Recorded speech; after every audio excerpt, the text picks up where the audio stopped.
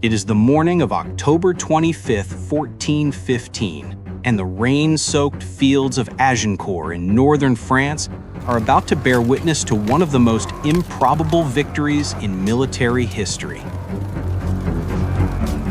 The English army, led by King Henry V, stands vastly outnumbered, facing a formidable French force determined to crush them.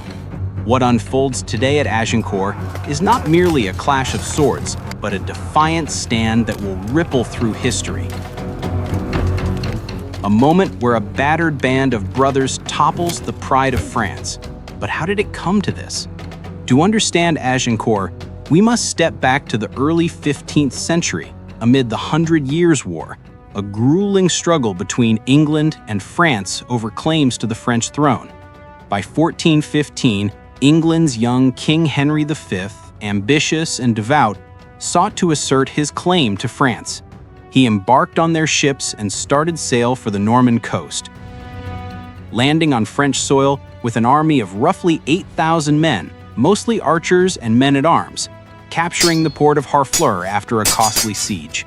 But the campaign took its toll.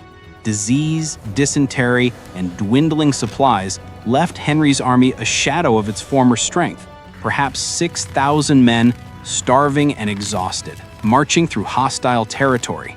The French, sensing weakness, mobilized a massive force, estimated at 10,000 to 15,000, brimming with armored knights and led by the cream of their nobility, including Constable Charles d'Albret and Marshal Jean Boucicaut. Henry's army was cornered. After the fall of Harfleur, the English, reduced to around 6,000 men, marched northeast along the Somme Valley, seeking a safe crossing to reach Calais. For 8 days, they trudged through relentless rain, harassed by French scouts, their supplies dwindling. On October 24, near the villages of Tramcourt to the south and Agincourt to the north, the French finally blocked their path. A vast host, perhaps 10,000 to 15,000 strong, had massed across the narrow 900-yard-wide corridor between the two hamlets, sealing the route to Calais. On the eve of battle, the two armies camped within sight of each other, separated by a freshly plowed, rain-soaked field that sloped gently downward from Tramcourt toward Agincourt, flanked on both sides by dense woods. The English were in dire straits, outnumbered at least 2 to 1, soaked by rain and low on food and morale. The French, confident in their superior numbers and armored cavalry, anticipated an easy victory. Nobles jostled for positions of honor, expecting to crush the English and capture Henry for ransom. But the French underestimated their foe and the terrain that would become their undoing. At dawn on St. Crispin's Day, Henry deployed his men with desperate ingenuity across the narrow 900-yard-wide field between Tramcourt to the south and Agincourt to the north. He arrayed his army into 3 compact battle formation in the traditional English fashion. At the heart of each division stood a tight block of dismounted men-at-arms, no more than 3 or 4 ranks deep, with small groups of archers embedded among them to stiffen the line and protect against breakthroughs. Stretching outward from these armored corps on both the right and left flanks, the longbowmen deployed in concave wings that curved forward like the horns of a crescent, their stakes driven into the mud in a continuous angled barrier. This formation turned the entire English line into a shallow, deadly funnel.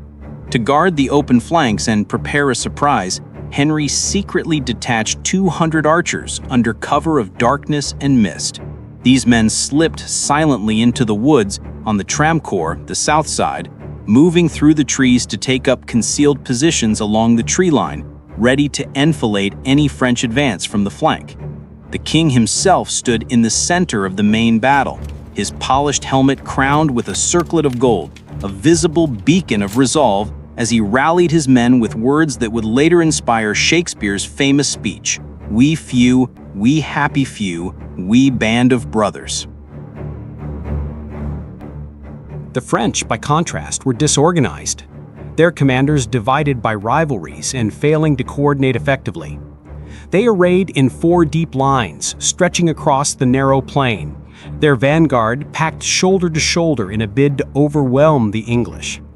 The first 2 lines formed the heart of their assault, a dense wall of heavily armored knights and men-at-arms, some 8,000 strong, arrayed in the center with their lances lowered and banners high. Embedded in the gap between these 2 infantry lines were 1,000 Genoese crossbowmen, tasked with softening the English before the melee. On the right and left flanks of these central lines, cavalry wings, perhaps 1,200 mounted knights, waited to sweep around and encircle the foe, their horses champing at the bit in the mire. Behind it all loomed the 4th line, a reserve of mounted men-at-arms, held back to exploit any breakthrough, their numbers swelling the total host to 15,000 or more. This rigid, top-heavy formation, swollen with armored nobility, choked the narrow field, leaving little room for maneuver. The terrain, churned into a quagmire by days of rain, favored the lighter, more mobile English. For hours, the 2 sides faced each other, neither willing to move. Henry, knowing his men could not outlast the French in a stalemate, took a bold gamble.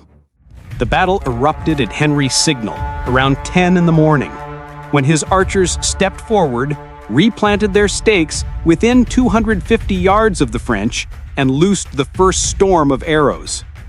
Outraged, the French vanguard, thousands of dismounted knights and men-at-arms, roared forward in a lumbering charge, shields raised, banners snapping, determined to close the distance and smash the English line.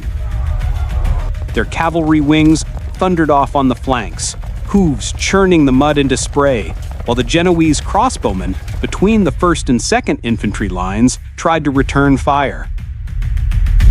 The French advance faltered almost immediately in the mud.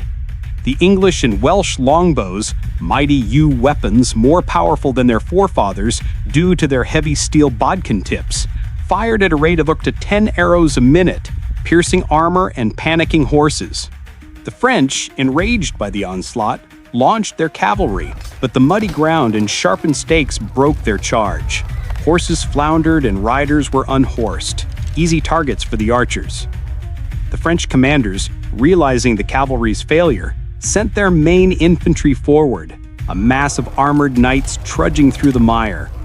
The narrow field funneled them into a crush no wider than 900 yards, and the press from behind prevented retreat. English longbowmen on the concave wings loosed volley after volley, arrows hissing down in steep arcs to strike helms, gorgets, and exposed joints. Dozens fell with every flight. The rest closed ranks and pushed on, only to stumble over their own dead. At that moment, from the southern woods, near Tramcourt, Henry's 200 hidden archers erupted. At a trumpet signal, they stepped from the shadows and poured enfilading fire straight into the packed right flank of the French first line. Shooting from less than 100 yards, their arrows struck sideways through the mass, punching through mail sleeves and visors, toppling knights like dominoes. The French right wing wavered, men turning to face this unexpected threat, which only exposed their other side to the main English bowmen. Henry himself fought in the center of the main battle, sword in hand, his crowned helmet a rallying point. When the first French wave finally crashed against the English men-at-arms, the lighter English, many now wielding mallets, axes, and shortened swords, darted between the floundering giants, hamstringing, tripping, and stabbing through visor slits. The mud became a slaughter pen. Fallen knights, unable to rise under 70 pounds of steel, were trampled or suffocated beneath piling corpses. The second French line, intended as a reinforcement, surged forward blindly. Instead of relief, it delivered disaster, pushing the survivors of the first line deeper into the mire and jamming the field tighter. Crossbowmen trapped between the 2 infantry lines could not elevate their weapons in the crush. Many were crushed or drowned in puddles no deeper than a foot. The cavalry wings on the flanks, meant to sweep around, foundered early. Horses refused the mud, arrows felled riders, and the woods blocked any detour. Within an hour, the French vanguard was a heaving, screaming mass, half its strength already down. As the third and fourth lines hesitated, Henry sensed collapse. Yet a sudden alarm shattered the English triumph. A small French raiding party, perhaps 600 mounted men from the rearguard, had slipped around the northern flank through the woods near Agincourt, struck the unguarded English baggage train, and looted Henry's personal tent. They seized the seal, silver plate, and, most shockingly, the imperial crown from his campaign chest before scattering.